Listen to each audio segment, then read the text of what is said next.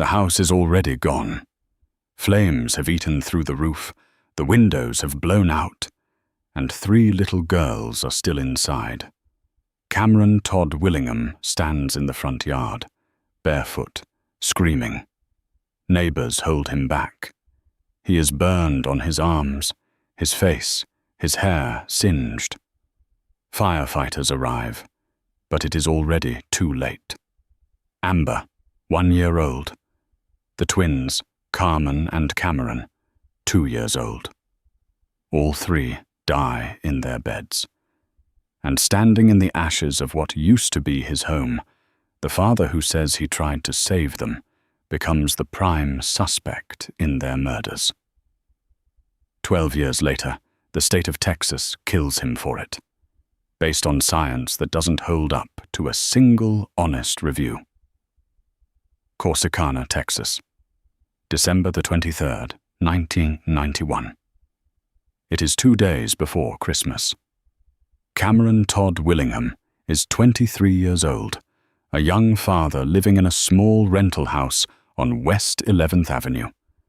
He is not a perfect man. He drinks. He has a temper.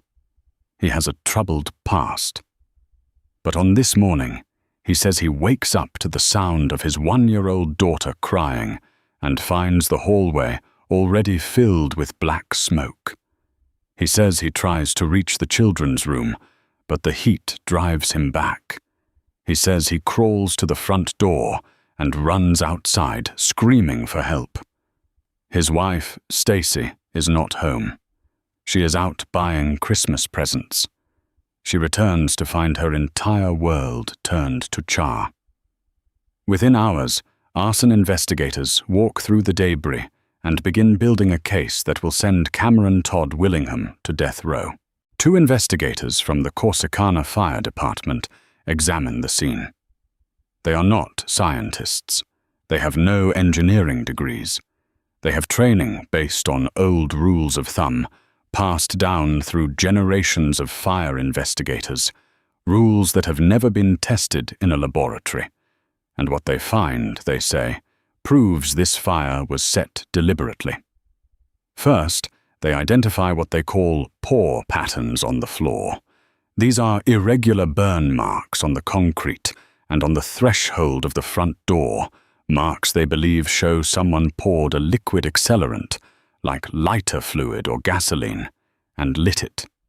Second, they point to crazed glass. The windows have a web of tiny fractures across their surface, which they were taught indicates a fire that burned fast and hot, the hallmark of an accelerant-fueled blaze. Third, they find burn marks low on the walls and near the floor, which they interpret as further evidence of a liquid fire spreading across the ground.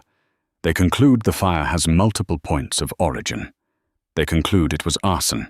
They conclude Cameron Todd Willingham murdered his 3 daughters. The case goes to trial. Willingham maintains his innocence, but the prosecution does not rely on the fire evidence alone. They bring in a jailhouse informant, a man named Johnny Webb, who claims Willingham confessed to him while both were incarcerated.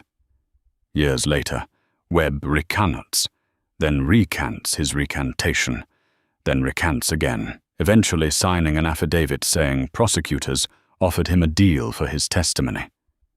But at trial, his word carries weight. The prosecution also introduces Willingham's character. They point to posters of Iron Maiden and Led Zeppelin on his walls. They suggest these reflect an obsession with violence and the occult. They note he did not attempt to rescue the family dog. They describe his demeanor after the fire as too calm at certain moments and too erratic at others. The jury deliberates for barely an hour.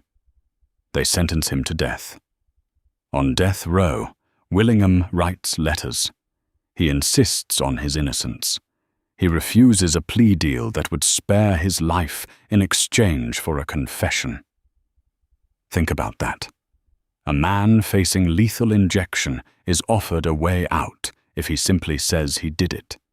He says no. In the years that follow, Fire science undergoes a revolution.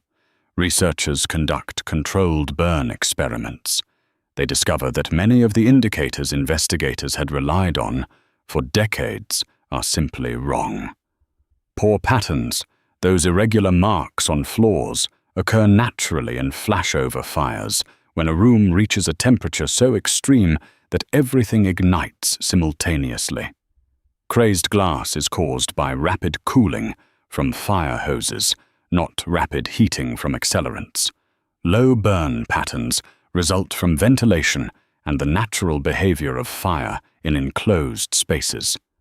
Every single piece of physical evidence used to convict Cameron Todd Willingham is debunked by modern science. In 2004, Dr. Gerald Hurst enters the picture. Hurst is one of the most respected fire scientists in the country. He holds a doctorate in chemistry from Cambridge. He has investigated hundreds of fires. He reviews the Willingham case file and produces a report that is devastating in its clarity. Every arson indicator cited by the original investigators, he writes, is consistent with an accidental fire. The pore patterns are not pore patterns. The crazed glass means nothing. The so-called multiple points of origin can be explained by normal fire behavior in a structure fire.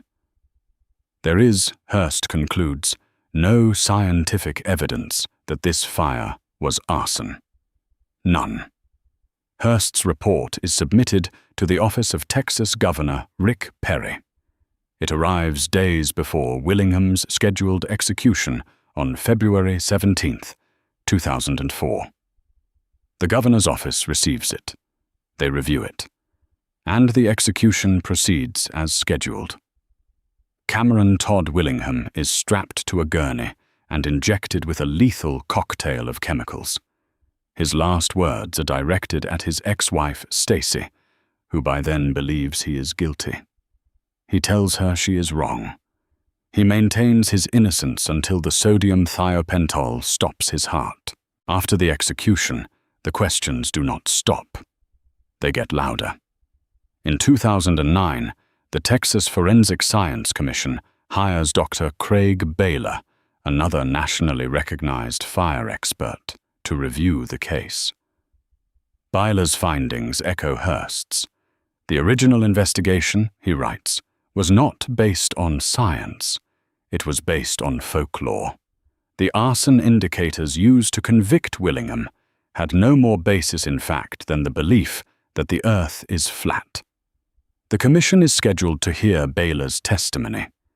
2 days before the hearing, Governor Perry replaces 3 members of the commission, including the chairman. The hearing is delayed. It is restructured. The commission eventually narrows its scope and never issues a definitive ruling on whether Willingham was innocent. No official exoneration has ever been granted. The state of Texas has never acknowledged that it may have executed an innocent man. Johnny Webb, the jailhouse informant, later says he lied. He reportedly admits prosecutors helped reduce his sentence in exchange for his testimony. The Iron Maiden posters are just posters. The so-called arson evidence is just fire doing what fire does. Cameron Todd Willingham is still listed as guilty. His 3 daughters are still dead. And the system that killed him has never been forced to answer for it. So here is the question I want you to sit with. If every piece of evidence used to convict a man is later proven to be scientifically worthless, what do you call his execution? Justice? Or something else? Drop your answer in the comments. If this story disturbed you the way it should, subscribe and turn on notifications, because the next case we cover might be even harder to hear.